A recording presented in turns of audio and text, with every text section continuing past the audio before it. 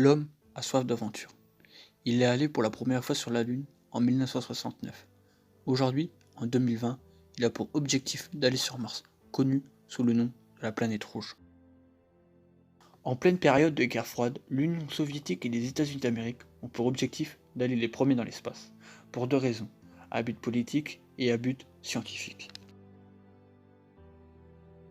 Tout commença le 4 octobre 1957, quand l'Union soviétique fut les premiers à envoyer un satellite en orbite basse terrestre, nommé Sputnik 1. Puis, le 3 novembre 1957, Laika, une jeune chienne russe, fut le premier être vivant à aller dans l'espace. Seulement 4 ans après, le 12 avril 1961, Yuri Gagarin devient le premier homme à aller dans l'espace. Étant à la traîne dans cette course à l'espace, Kennedy annonça que la NASA a pour objectif d'envoyer des hommes sur la Lune. But why, some say, the moon? Why choose this as our goal? And they may well ask, why climb the highest mountain? Why, 35 years ago, fly the Atlantic? Why does Rice play Texas? We choose to go to the moon. We choose to go to the moon.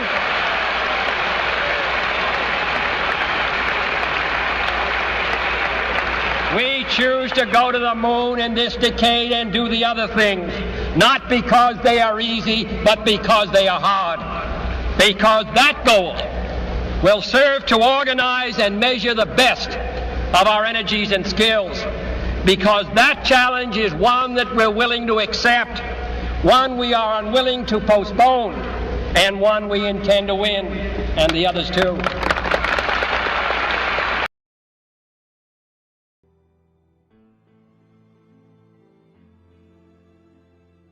Durant près de 5 ans, l'équipage américain met au point différentes techniques pour préparer au mieux les équipages qui iront à la conquête du satellite naturel de la Terre.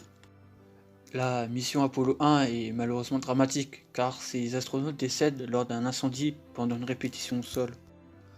De novembre 1967 à avril 1968, les missions Apollo 4, 5 et 6 sans équipage ont permis à la NASA de renforcer la sécurité en testant les lanceurs. En octobre 1968, la mission Apollo 7 envoie 3 hommes dans l'espace, en orbite de la Terre. Apollo 8 sera le premier vol habité en dehors de l'orbite de la planète bleue, et il nous dévoilera les premières images de la Terre. Les missions Apollo 9 et 10 vont servir de test pour les équipages lunaires.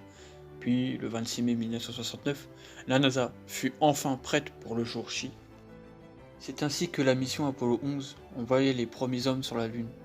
Le 21 juillet 1969, Neil Armstrong et Buzz Aldrin ont changé l'histoire de l'humanité en marchant sur la Lune. Les missions lunaires vont se succéder, mais vont être très mouvementées. Apollo 12 débuta avec la faute qui tapa sur la Saturne V, mais cela n'empêcha pas la réalisation de la mission. Apollo 13 est annulé suite à une explosion dans le modèle de service. Apollo 14 est marqué par des problèmes d'amarrage. Apollo 15 avec des parachutes défectueux. Apollo 16 se déroula sans accroc.